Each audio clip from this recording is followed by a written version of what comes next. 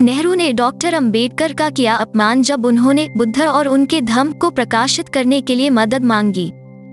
Doctor Baba Saheb Ambedkar ने अपने लेखन को प्रकाशित करने के लिए पूरे जीवन संघर्ष किया। उनकी ज्यादातर किताबें बम्बई के एक प्रकाशक थाकर एंड कंपनी द्वारा प्रकाशित की जाती थीं। यह एक छोटा सा ज्ञात तथ्य है कि डॉक्टर अम्बेडकर के पास अपनी अंतिम पुस्तक द बुद्धा एंड हिज धम्म प्रकाशित करने के लिए कोई पैसा नहीं था। डॉक्टर बाबा साहेब अम्बेडकर ने 14 सितंबर 1956 को हिंदू धर्म छोड़ने और बौद्ध धर्म अपनाने से ठीक एक महीने पहले तत्कालीन प्रधानमंत्री जवाहरलाल नेहरू को एक पत्र लिखा, जिसमें उन्होंने अपनी पुस्तक बुद्ध और उनके धम्म के प्रकाशन के लिए मदद मांगी। यह पत्र उस व्यक्ति के लिए था जिन्होंने अपने पूरे जीवन में डॉक्टर अंबेडकर के साथ बुरा बर्ताव किया था। डॉक्टर अंबेडकर और नेहरू के बीच पत्रों के आदान प्रदान के माध्यम से जो बातचीत हुई उसे आप नीचे पढ़ सकते हैं। नेहरू ने अहंकार और घृणा के साथ डॉक्टर अंबेडकर को एक स्टॉल लगाने के लिए और अपनी खुद की किताबों को बेचने के लिए कहा।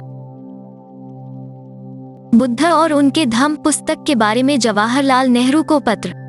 Doctor B R. अम्बेडकर ने 14 सितंबर 1956 को पंडित जवाहरलाल नेहरू को अपनी पुस्तक द बुद्धा एंड द धम्मा के संदर्भ में एक पत्र लिखा, जो इस प्रकार है। मेरे प्रिय पंडित जी, मैं द बुद्ध एंड हिज धम्मा पुस्तक की विषय सूची दिखाने वाली मुद्रित पुस्तिका की 2 प्रतियों को संलग्न कर रहा हूँ, जिसका मैंने अभी अभी समापन किया। किताब प्रकाशन में है। विषय सूची से आप देख सकेंगे कि कार्य कितना विस्तृत है। सितंबर 1956 तक इस पुस्तक के बाजार में आने की संभावना है। मैंने अपने 5 साल इस पर व्यतीत करे हैं। यह पुस्तिका इस कार्य की गुणवत्ता को प्रदर्शित करेगी। इसकी छपाई की लागत बहुत अधिक है, जो लगभग रु 20,000 के करीब की होगी। यह मेरी क्षमता से परे है और इसलिए मैं सभी स्रोतों से मदद मांग रहा हूँ। मैं सोच रहा हूँ कि क्या भारत सरकार लगभग 500 प्रतियां खरीद सकती है, जो विभिन्न पुस्तकालयों के बीच और उन कई विद्वानों के बीच वितरित की जाए जिन्हें सरकार बुद्ध की 2500 साल की सालगिरह के उत्सव के लिए इस वर्ष के दौरान आमंत्रित कर रही है। मैं बौद्ध धर्म में आपकी रुचि को जानता हूँ, इसीलिए मैं आपको लिख रहा हूँ। मुझे उम्मीद है कि आप इस मामले में कुछ मदद करेंगे। सादर,